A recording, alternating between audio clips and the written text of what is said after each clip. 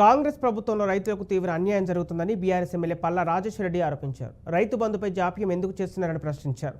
ఇదేనా అన్నదాతల పట్ల కాంగ్రెస్ ప్రభుత్వం వ్యవహరించాల్సిన తీరు అని ఎద్దేవా చేశారు. మేము మాట్లాడినా మీరు ఎవరు మాట్లాడదు కదా. ఏస్ అధ్యక్ష, గుట్టలకు చెట్లకు కూడా ఇచ్చినాం. మా సీతక్క గారు చెప్పింది కదా, కష్టపడి గిరిజనులు ఆదివాసీలు వాళ్ళు మొత్తం కూడా చేసుకుంటే చెప్తాం చేసుకుంటే వాళ్ళందరికీ 4.5 లక్షల మందికి పోడు రైతులకు భూములు ఇస్తే వాళ్ళందరూ కూడా రైతు బంధు ఇచ్చినాం, రైతు బీమా ఇచ్చినాం. ఒకటే పంట పండుతుంది, 2 పంటలకు ఇచ్చినాం. మీరు కూడా ఇవ్వాలని కోరుతున్నాం. 4 అన్ని సౌకర్యాలు కూడా ఇచ్చినాం. అదేవిధంగా వారు చెప్పారు, మొదటి పంటకు ఇచ్చిన తర్వాత 2వ పంటకు వేయకుండా ఎందుకు ఇచ్చినని. యాసంగిలో 10 లక్షలు 15 లక్షలు పండేది అధ్యక్ష, 20 లక్షలు మాత్రం ఉండే 2014లో.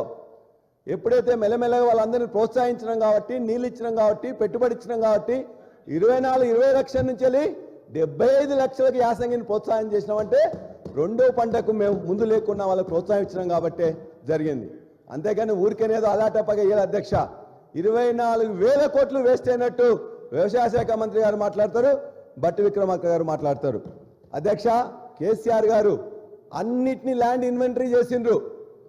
అది ఇన్స్టిట్యూషన్స్ అయినా, ఇరిగేషన్ అయినా, పోలీస్ అయినా, అన్ని డిపార్ట్మెంట్ల యొక్క వాళ్ళ యొక్క